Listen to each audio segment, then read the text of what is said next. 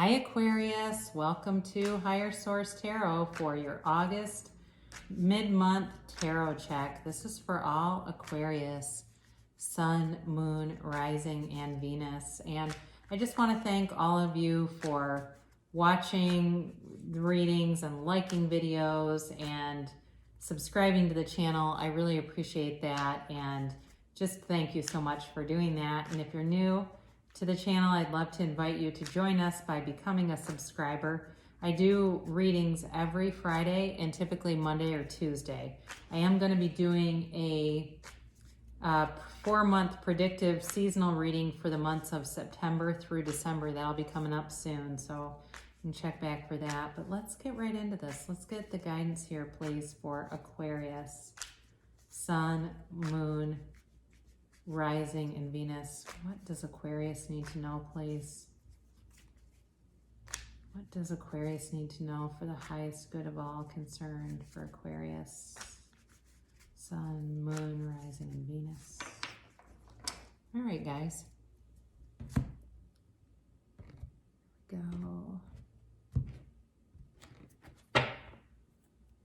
Current situation, you got the Four of Swords. Haven't seen that in a long time. Immediate influence, you have the Knight of Pentacles.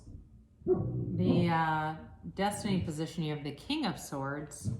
You've got the Lovers in the distant past. And you have the Ten of Cups in the more recent past. Coming towards you, you've got the Wheel of Fortune. I like to see that there. You are represented here by Justice. Whoa. The person you're dealing with or the situation is the King of Cups. Strength is in the hopes and fears. The outcome's the Six of Cups. Wow, very interesting. All right, well, you've got the Six of Wands and the Ten of Cups at the bottom of the deck as clarifiers. So beautiful reading, honestly. I mean, you know, it feels like for somebody here, there's a reconciliation, okay? I'm going to be straight up with that. And I know sometimes people are like, no, I don't want them back. But it also could be somebody from the past that's a soulmate that for some reason the timing was not right, but it is now. So be aware of that. So there's love here for sure. I mean, no doubt about it. So you have, God, I'm just taken aback by these cards. I'm kind of looking at them because I've had a couple of readings that were a little rough. I had one that ended in the Seven of Swords, and it's like, oh geez. But anyway, you have Libra here, you have Gemini here, you have Leo here, you have a lot of water here, so Pisces, Cancer, Scorpio. You have, you do have fire and air, I mentioned, didn't I? Yeah, so wow, great reading though, guys. I'm happy for you. So you have here the current situation. You know, you've got this Four of Swords here, and that's really about going within. It's about working on yourself. It certainly can be consulting an outside, an outside consultant like a therapist, or it even could be a consultant with work with the Knight of Pentacles here, because that's certainly with the Pentacles, it could be about money too, or some kind of financial planning. But I do feel like either way, you've really, I know this is cheesy, but you've got your ducks in a row. I feel like you've been working on, like, you know, getting your act together, being your best self, getting up, like really leveling up. And there is a commitment coming here, and it's long-term, and it's really beautiful. There's victory and success all over this reading. So what do you want? Get very clear in your intentions, Aquarius, because you're manifesting stuff, and we either create deliberately or by default, right? So notice all those synchronicities when things start to happen around you. Those are co-creative incidents, all right? They are not just coincidences. So you definitely are bringing some things in that I think are going to be life-changing. I mean, I feel like somebody here is not going to be watching tarot in the next quarter. They're going to be too busy enjoying all of this to be tuning into me. So I've loved you while we've been together. How about that, for whoever that is? You have in your destiny here the King of Swords, and you're definitely, I mean, this is you tapping into your intellectual side. And certainly for some of you, it could be about manifesting somebody who is some kind of a professional. Like that's really your life path, is you're going to be with this person who's a lawyer or a scientist or something where they really are in a rather kind of cerebral position, right? Where um, I mean, I get judged even for this, but again, they are, it feels like a professional kind of person, and they have to be just kind of to the point and direct, it feels like, with life. And I also, like I said, I mean, it's you being in this power, you're in your own element here. So that's how your path, your life path is supposed to go. And it's influenced so by free will. I was listening to an interesting thing because I saw this sometimes on my page. I'll get like recommendations. I'll talk about this briefly. And it was a younger person who's doing videos about the law of attraction. And their video, I did not watch the video. I just saw the title, and maybe the video is hopefully about explaining this better. But they basically said how to make somebody not be able to use their own free will. And in all the mystical training that I've had, and I've watched a lot of and read books by Teresa Bullard, who's a PhD physicist, but she's a mystic. She talks very clearly about when you start to do that, try to overcome somebody else's free will, how much you're screwing with yourself. Like you are playing a dangerous game by doing that. So anyway, I'm getting sidetracked, but be aware of that. And also too, for people that sometimes I'll get people that leave comments about spells on my channel. I always remove those. We all have our own free will. So again, with destiny, we're able to use that. But again, this is your life that you create, all right? So even if somebody else is using their own free will, you can still create a beautiful life. It's not contingent upon anyone else. I'm sorry, I was getting a little soapboxy. Let's continue. So you've got the Lovers here, and this is in the distant past. And again, this is where I feel like maybe there was a decision made to separate and part ways. But I do feel like this person's coming back around. So, and certainly with the Justice card here too, if you were divorced from somebody and you have always felt like you've got this energetic pull, I think there's a reconciliation coming. I feel it. I mean, it's in the cards. I can feel it. And so know that can be possible, And I actually had somebody not too long ago drop me a comment about, I just got communication from my husband today and he wants to talk to me. It's that stuff happens all the time. So know that can happen for you. So with the Lovers, again, I feel like there was a soulmate here, but there was a decision made that got you separated somehow. And in the more recent past, though, you've got recovery. And I do think it's very attractive. You're starting a new cycle. Could certainly be with this person. Could be with a new person too, but because there's love here either way. You're starting a new cycle, and it's represented a couple times, right? You've got the Wheel of Fortune, which is a trump card in the tarot. But you also have this 10 of Cups, which is recovery. And it's basically telling you that the storms have passed. That stormy time in your life gave you wisdom, it gave you experience, and it gave you navigation skills that you've developed. You don't need any more storms. And it's really a time for you to rejoice and to celebrate recovery, to celebrate great things coming into your life, because the Wheel of Fortune delivers, it's always in your favor, okay? This is not a negative card. This is always turning in your favor. So don't ever interpret this like it's this wild wheel just spinning out of control and anything can happen. It's for your higher good, and it brings with it a bit of luck, all right? So even though we talk about free will and the ability to sculpt our own life, there may be something that you're able to connect with, in terms of like that universal guidance that guides you into just the right spot, all right? It's just the right spot for a chance encounter, a chance meeting with someone. I'm getting that very strongly, like this chance encounter happens.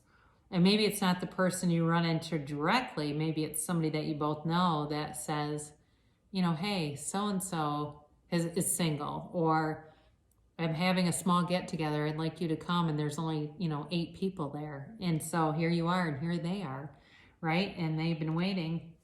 So you are represented here by Libra, and I mentioned it certainly could have to do with a court case, like a divorce that's happened, but it's balance. If you felt unbalanced, you are doing the right things, Aquarius, with the Four of Swords, now this Libra energy coming through. But this is also about knowing the absolute truth, and on a deeper level, it feels like it's about knowing yourself. You know, when you know yourself, you know the universe, and being able to, you know, radiate love, radiate positivity, because that's what attracts the things that you want into your life, is what you are radiating out. And so you're doing it, you know, you're really getting into, I think, that deeper level of understanding, really the absolute truth about who and what you are, why you're here. And if you have purpose, if you have a life, you have a purpose, right? So the person you are attracting, it feels like they're big into self-improvement. You know, they may be a kind of a gym rat, or you know, long distance runner or something like that, where it feels like they definitely get the mind, body, spirit connection. I mean, they might be doing yoga and stuff, or they might not be quite to that, you know, to the point where they're really necessarily aware that they're doing it. It feels like this person is a natural. It's like they naturally know how to create their reality. So, you know, you might meet them and say, well, I'm not going to tell them about me watching tarot and stuff, because maybe you say, well, that might be a little out there for them. But you look at how they live and the things that they attract to themselves. And, you know, my son is very much like this. I don't talk about him a lot, but I mean, he not too long ago attracted about $50,000, and he would never, if you sat him down to talk about the law of attraction, he would be like, whatever, I'm not talking about this, it's fake science, you know. But he does it, he's got this just a very high vibrational frequency. He's naturally like that, and that's what I feel like this person is. They're like a naturally high vibrational person. They attract a lot of people. They're not arrogant, they're very attractive. They've got a lot of friends, admirers, acquaintances. And they're also, though, I feel like they're very resilient. They have this capacity to just see solutions, you know, and go towards solutions. But big heart, really big heart, deep person.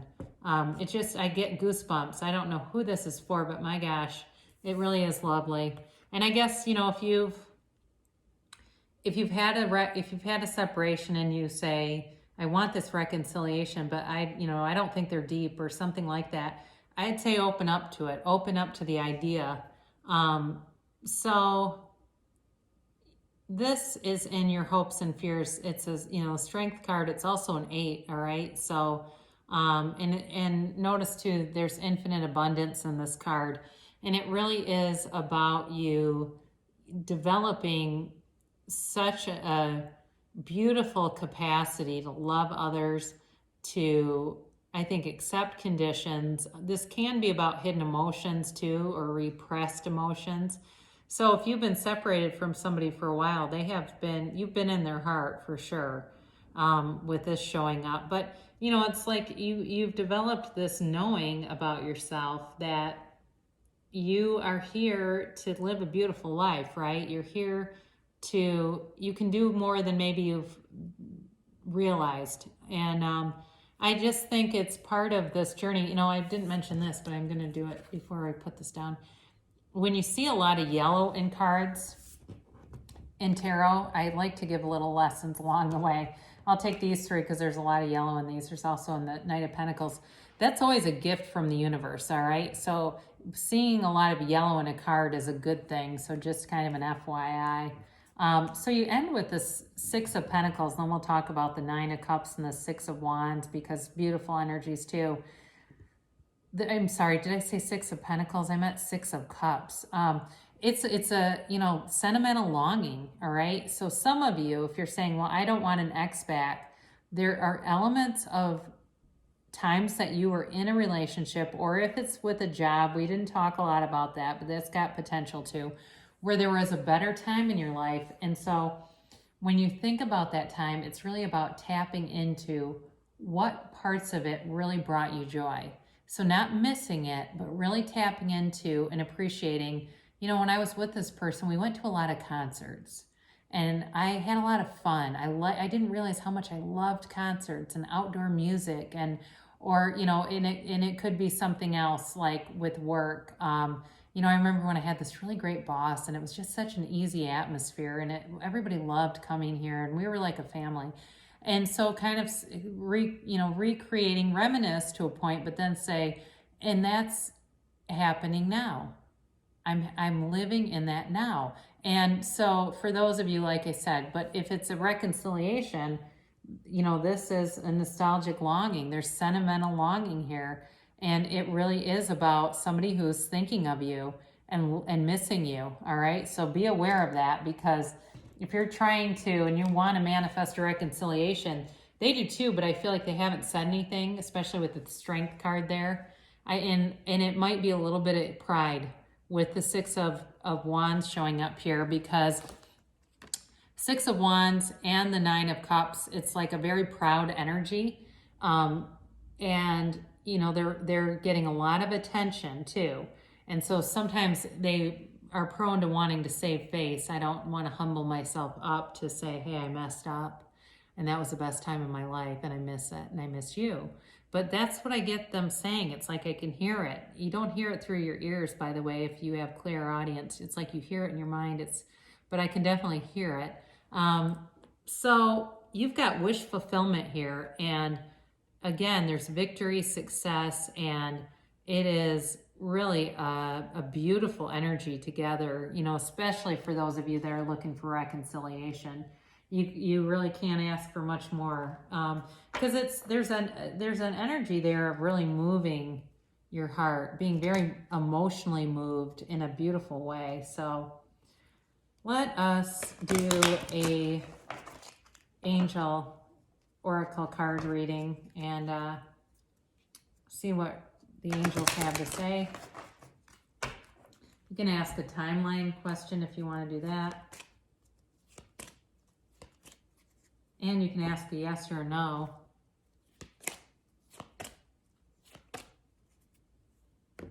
So the first angel card, this really has more to do with your past, if you believe. So for those of you too that have any doubt, they're telling you it's very important that you get rid of any limiting beliefs. Really know that you can have, do, or be anything. The universe is always on your side, all right? You take one step, the universe takes two. So it really is about having unwavering faith and trust that that can happen. Now you have compromise here, and this is sort of like your current energy field.